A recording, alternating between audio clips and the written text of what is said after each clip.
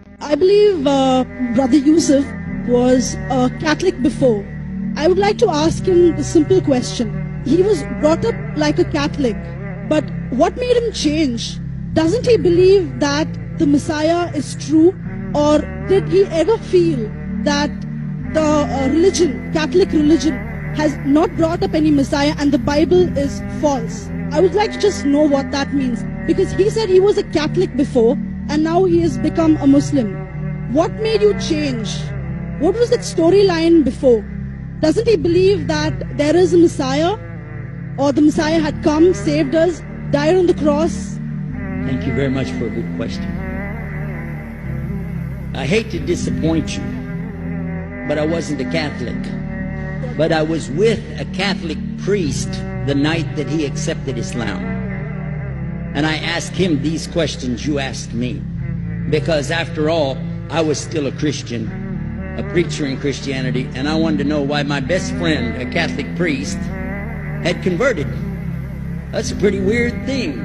A Catholic priest is not like a regular preacher in the Protestant religion. A Catholic priest has given up everything. He's given up his life to be a Catholic priest. When he enters into this realm, he's basically given away everything. He can't have a wife, he can't have children, obviously no grandchildren. He has no home, he just lives in a rectory or wherever they give him a place to stay. And he's sent wherever they tell him to go, do whatever he's told to do, and that's it. And he cannot disobey the Pope, otherwise they can kick him out of the religion, and if they do, he's excommunicated and he goes to hell forever. So how would a person like this want to become one of those Muslim terrorists? That's what I wanted to know. He explained in a very few beautiful words something that I came to learn for myself. He said that he was sincerely in the Catholic religion because he believed in God, that he had studied, his degree was in theology, and a part of the teaching that they as priests have is to study Islam. Every priest is forced to study Islam. Now you may not know that, but you can ask your priest and he'll confirm it. And when you study Islam, even when Islam is taught to you by somebody who hates Islam, as long as they don't corrupt it too far, you can still see the truth in Islam. A classical example happened to me just recently when I was in Saudi Arabia. A friend of mine, very old copy of one of the first Qurans ever translated to English by George Sale. George Sale hated Islam, he hated the Muslims, but when he translated the Quran to English, he was true to the text of the words. Although maybe not getting all the meaning, he certainly was true to the text of the words. I was shocked when I read it. Have you seen it? You know what I'm talking about? Amazing. And listen to this. George Bernard Shaw, for instance, is one of many, a long list of people who read this and realized the truth of Islam. When people see the truth of Islam, it can change them if they want to be guided. If they want the truth, it can change them. You might think, I'm a Catholic, I'll never be anything but a Catholic. But I'm going to ask you a question, and I want you to be honest. This is not for you to, start a debate, but just be honest. Was Jesus a Catholic?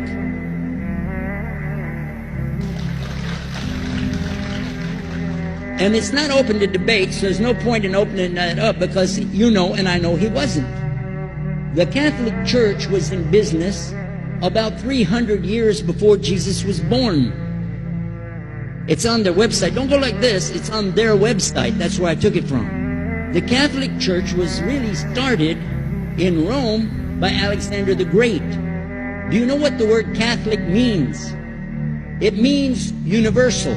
It was the universal church for the Roman Empire. If you didn't join it, you could not be a Roman citizen.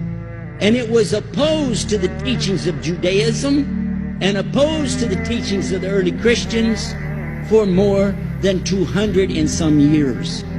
And they were diametrically opposed to each other to the extent that it was the Romans killing the early Christians. Now, if you understand that and you go to their website and read, they didn't even take over Christianity until the year 325 AD. And when they did, they changed a lot of things. Again, referring to their own website. But if you want to check it in Britannica or Americana or grow your encyclopedias, go ahead and read about the Catholic Church. When in August of 325 AD at the Nicaea Council, they took over, first thing they said was, let's change the date of the birth of Jesus to be the same date as that of Mithras, which was the god, one of the gods worshipped there, and also the sun god's birthday was the same day, December the 25th, believing it to be the shortest day of the year. And Constantine was a sun worshiper of Sol Invictus. Go to the website, read it for yourself. There are a lot of points, but not the least of which, even today, if you go in any Catholic church, and I have, you'll see so many portraits and statues and idols and images throughout the whole place, that for the one who's never experienced that, for a Muslim who knows about these images, he'll be like, whoa, a'udhu-billah. Whoa, what's this? The first time I walked in a Catholic church, I was about 10 years old. I was shocked.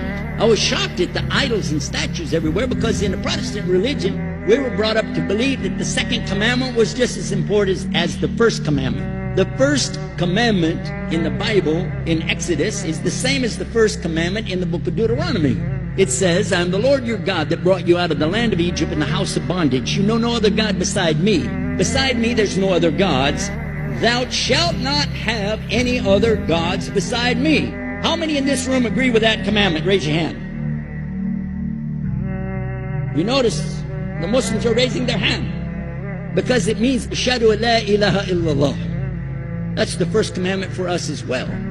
The second commandment you have clearly says, thou shalt not make any idol, any graven image of anything that creeps upon the earth, swims in the sea beneath, or flies in the air above.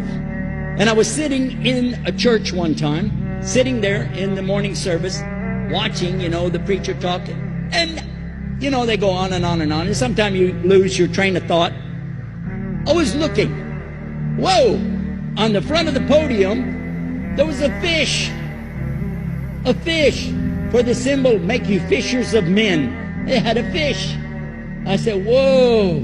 Then I looked up above his head at the big stained glass window, and it had a dove, and he had the olive branch in his mouth. The dove is flying, the bird, I said, whoa.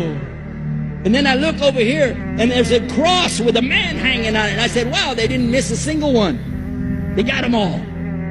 Something walking on the earth, something swimming in the sea beneath, something flying in the air above. So look at these two things. Clearly the first two of the 10 commandments, bang, bang, boom. Because if you said God is more than one, where did you get it from? When Jesus is talking to his own companions and they ask him, what's the greatest commandment?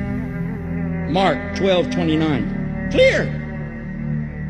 The greatest commandment is to know, O Israel, the Lord your God is one God. And you have to love him with all your heart and all your mind and all your strength. And this is no different from what Prophet Muhammad ﷺ was saying, the same thing to his people. Same thing I mentioned in the lecture.